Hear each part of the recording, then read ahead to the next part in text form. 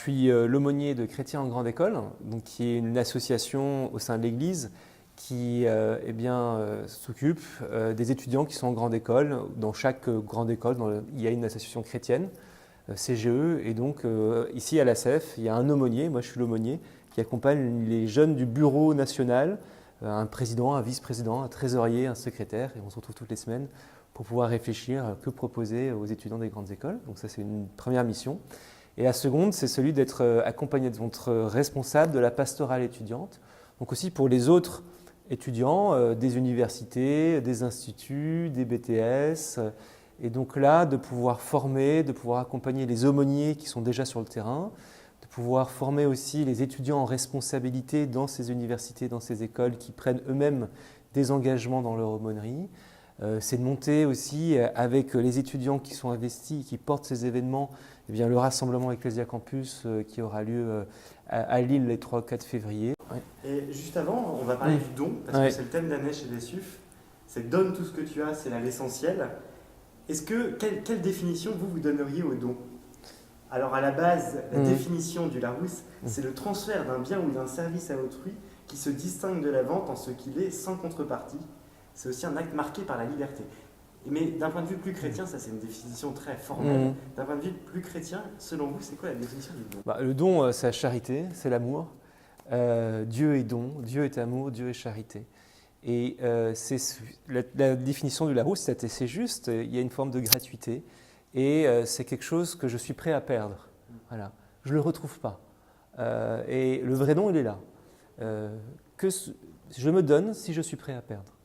Et ce qui n'est pas donné n'est pas perdu, et ce qui est donné est perdu. Et dans la difficulté du don, c'est bien cette phase-là qui est difficile. Là où Jésus nous aime le plus, c'est dans le don de sa vie, c'est là où sa vie est perdue, c'est sur la croix.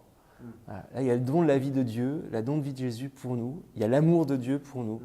Et c'est là où la vie chrétienne, la charité même de Dieu nous dit ce que c'est que le don. Justement, Jean 15, il n'y a pas de plus grand amour que de donner sa vie pour ses amis, pour ceux qu'on aime. Quel rapprochement vous pourriez faire entre ces deux concepts qui peuvent parfois être antagonistes, le fait de donner sa vie et le fait qu'il y ait un amour derrière le fait de donner sa vie?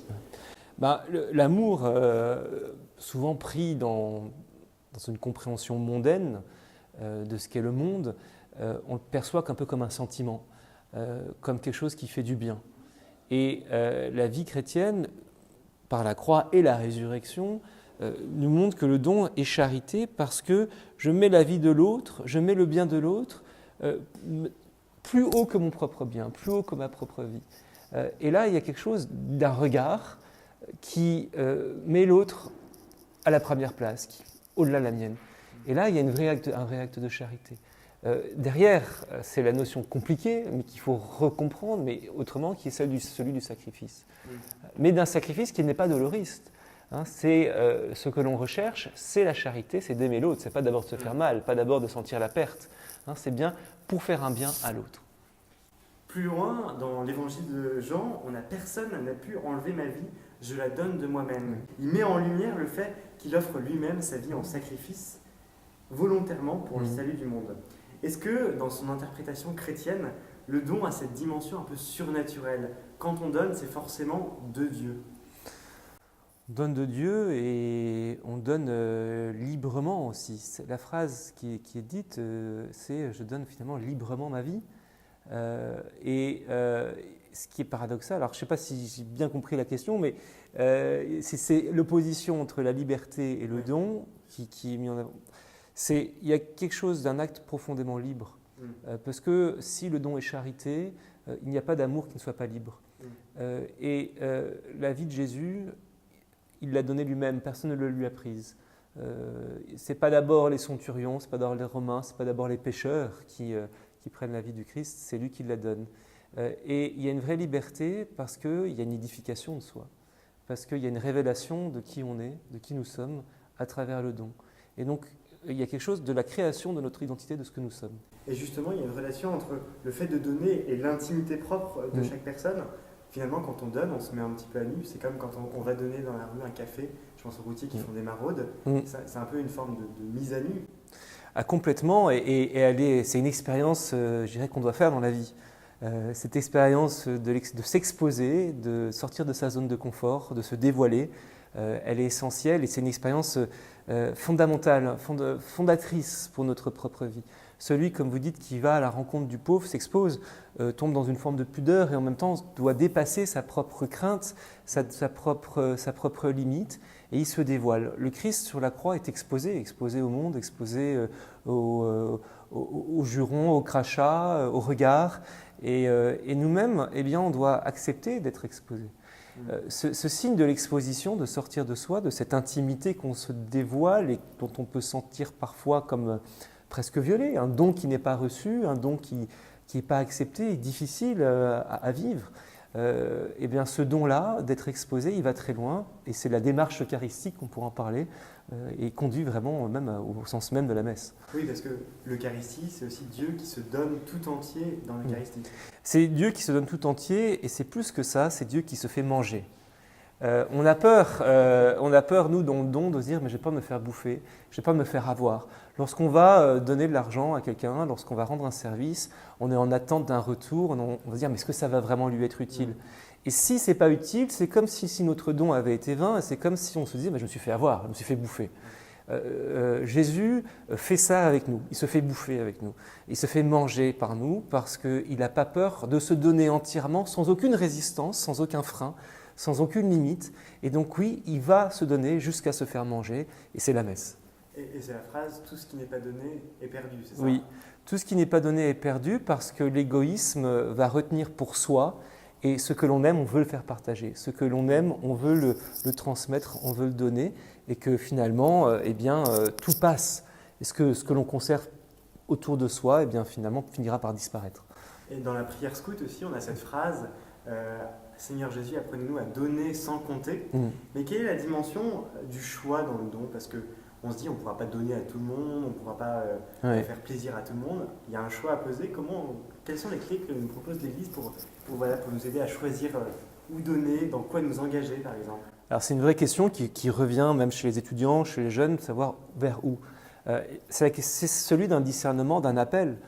L'appel, il est pour la vocation, bien sûr. À quoi suis-je? À qui vais-je donner ma vie? À Dieu, à ma femme, mon épouse, à une communauté, à des hommes, à des femmes. À qui je vais donner ma vie? Mais il y a un appel aussi pour les petits engagements, les petits dons que l'on peut faire au quotidien. Ça veut dire où est-ce que je peux discerner, comment je peux réfléchir. Ça va être par une interpellation. Je vais me sentir interpellé. Par une situation qui me révolte, ou au contraire par quelque chose que je trouve tellement beau que j'ai envie de communiquer, que j'ai envie de transmettre, parce que je suis émerveillé de telle chose. Et cet émerveillement va me conduire à un engagement, à un don de moi-même, comme la révolte. Mais concrètement, moi je suis jeune, on me propose plein de choses. Par exemple, on me propose de m'engager dans la conférence des évêques de France ou en tant que routier dans mon clan à Rennes. Comment je choisis? Eh bien, on choisit là où, justement, dans la prière, là où on se sent plus proche, on sent que c'est ce lieu-là. Il faut le laisser reposer, il faut méditer sa décision, j'ai décidé de m'engager chez les routiers. Je prends cette décision-là, je la laisse un peu reposer, je prie avec, je rencontre des routiers, je rencontre des chefs, je me renseigne. Et lorsque, dans un dialogue, je sens que finalement, les choses prennent forme, que peut-être ça en prend la direction, la décision va s'affiner. Et c'est comme un fromage, finalement, il faut laisser un peu les choses s'affiner et après avoir pris une décision première. Et derrière la notion de don, on a aussi cette notion on peut tomber. Quand on s'engage à fond dans quelque chose, il y a la possibilité qu'il y ait un échec, quelque chose qui ne se passe pas bien. Comment est-ce qu'on peut appréhender cette dimension de chute un peu? Pareil, là aussi, elle est très biblique, elle est très belle. Dieu a fondé son église sur un homme qui a chuté, qui est Pierre. Voilà. Pierre a renié le Christ et il est la pierre sur laquelle Jésus fonde son église. Et il faut refonder. De même que Jésus a refondé son église sur Pierre, de même que Pierre s'est laissé refonder par le Christ, nous-mêmes, lorsque nous chutons dans un engagement, soit parce qu'on n'est pas à la hauteur, on se dit « mais je suis indigne », soit parce que quelque chose n'a pas fonctionné, il ne faut pas en rester à une expérience négative. Il faut refonder cette expérience, soit dans un autre lieu d'engagement, soit persévérer, il faut persévérer, et surtout se relever et ne pas en rester à ce goût amer. Donnez et vous recevrez, c'est le thème d'Ecclesia Campus, mais donner et vous recevrez, ça perd un peu la notion de gratuité du don, non? On se dit, si je donne, c'est bien, j'aurai de la rentabilité, j'aurai du profit court terme, comme pensent les financiers qui peuvent lire cette interview ou la regarder. Comment est-ce qu'on peut appréhender la gratuité du don? Eh bien, il y a une gratuité parce que, comme je vous le disais, le vrai don est désintéressé. On n'attend rien en retour et finalement, on reçoit quand même. Et la gratuité, elle est cette charité-là. La joie va venir du don lui-même, pas de ce qu'on reçoit. La joie vient du fait que je me donne et dans l'action que j'ai à me donner. Dans ma vie de prêtre, pas uniquement les compliments qu'on peut avoir après une homélie bien inspirée, ce qui peut être rare, mais du fait tout simplement de parler de l'amour de Dieu, de la parole de Dieu à des hommes, à des femmes. Le fait même de célébrer l'Eucharistie sans pour autant qu'il y ait une centaine de personnes. Un couple n'a pas besoin, peut-être même parfois d'avoir d'enfants. On sait qu'il y a des couples qui ont des soucis d'avoir une difficulté d'enfants, mais qui disent on se donne l'un à l'autre. Eh bien peut-être cet amour-là, le fait de nous donner l'un à l'autre, finalement ça nous suffit.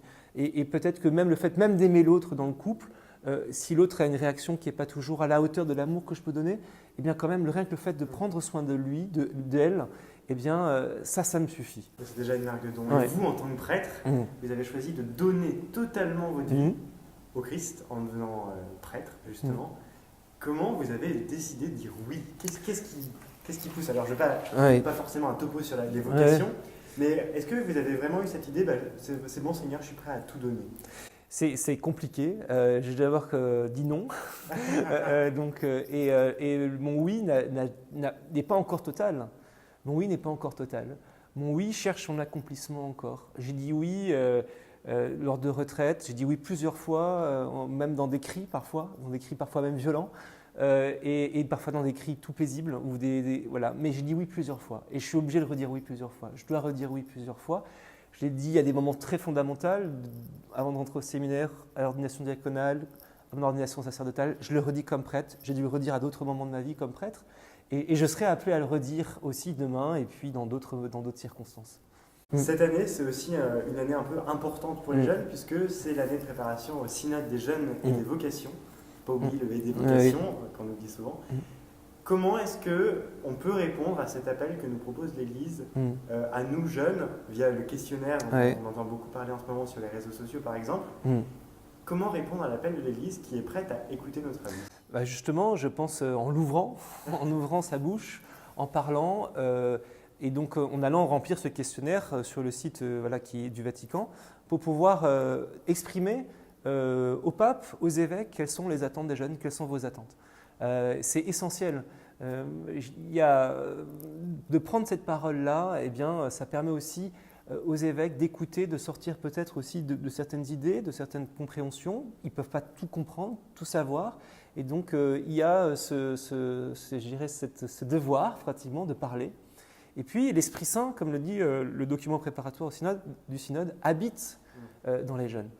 Et que l'Esprit Saint, à travers les jeunes, dicte quelque chose à l'Église qu'on ne pourra pas trouver non plus ailleurs. Et donc c'est important de pouvoir signifier. Puis il y a dans des diocèses, par exemple on est en train de certains diocèses comme à Grenoble sont en train de lancer un synode des jeunes. D'autres aussi réfléchissent à lancer ces synodes des jeunes dans leur propre diocèse. Et puis il y a des démarches synodales, c'est-à-dire dans un mouvement, par exemple dans le vôtre, dans le scoutisme, chez les SUF, vous pouvez faire une forme de consultation des routiers, des scouts, pour savoir qu'est-ce qu'ils ont à dire sur le mouvement, qu'est-ce que l'Esprit Saint a à dire sur le mouvement ou également à l'Église de manière plus large. Merci beaucoup Père Régis Payon d'avoir répondu à nos questions. Merci beaucoup.